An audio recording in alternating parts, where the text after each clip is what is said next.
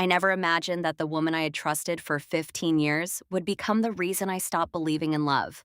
But what she did destroyed everything we had built together. And when she finally came back begging for another chance, she had no idea I was no longer the same man she walked away from. My name is Daniel Carter. I'm 42 years old, and until last year, I truly believed I had the perfect marriage. My wife, Emily, and I had been together since college. She was intelligent, beautiful, and had the kind of energy that could brighten an entire room. People admired us. From the outside, we seemed to have it all: a beautiful home, a comfortable life, and a relationship that looked impossible to break. But the truth was very different. The cracks in our marriage had started showing long before I allowed myself to see them. Emily had changed. Staying late at work became routine. Her phone was always locked and turned face down.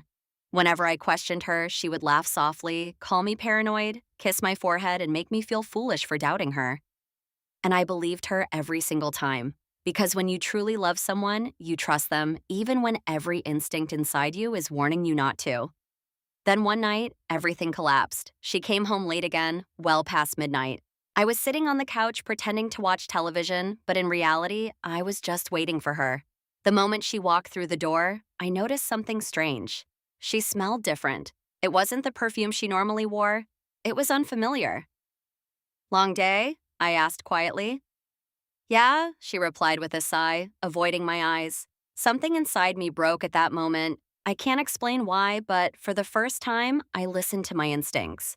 When she went to take a shower, she left her phone on the table.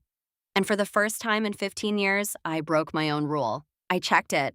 What I found shattered me completely. There were messages, dozens of them, from a man named Ryan. They weren't harmless conversations. They were intimate, detailed, impossible to misunderstand. They had been seeing each other for months, maybe even longer. There were photos, plans for meeting up, and even cruel jokes about me, about how clueless I was the entire time. My hands started trembling. It felt like my chest was being crushed from the inside. When Emily walked out of the shower, I was still sitting there holding her phone. She froze instantly. For a few seconds, neither of us spoke. Then I asked the only question that mattered. "How long?" She didn't even try to deny it. "6 months," she whispered. 6 months. Half a year of lies, half a year of pretending, half a year of sleeping beside me while giving her heart and body to someone else. That night, something inside me died forever. I didn't scream, I didn't throw anything. I simply stood up, looked directly into her eyes, and said, "We're done."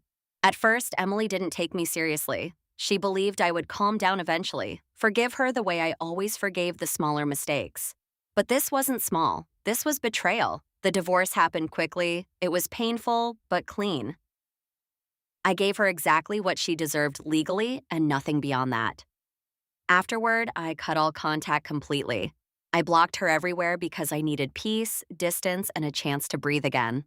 The months after the divorce were some of the darkest days of my life. There were nights I couldn't sleep and mornings where I couldn't even focus on basic things. The silence inside the house felt unbearable at times, but little by little, I started rebuilding myself. I began going to the gym again. I picked up old hobbies I had abandoned years earlier. I reconnected with friends I had pushed aside during my marriage. Most importantly, I rediscovered who I was. The man who depended on Emily for happiness no longer existed. In his place stood someone stronger, someone who finally understood his own value. Then, exactly 1 year later, she came back. It was a quiet Sunday afternoon. I had just arrived home when I saw her standing outside my house. Emily. She looked nothing like the confident, radiant woman I remembered. She looked exhausted, lost, almost broken. "Daniel, please, can we talk?" she asked, her voice shaking. The memories and pain hit me all at once, but I stayed calm. "What do you want?" I asked coldly. Her eyes filled with tears. "I made a terrible mistake. Ryan left me. None of it was real. You were real. You always were." I almost laughed hearing those words. She stepped closer toward me. "I miss us," she whispered.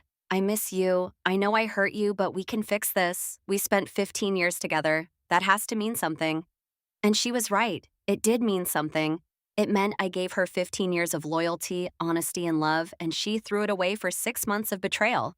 I looked at her carefully, and in that moment, I realized something important. I didn't love her anymore.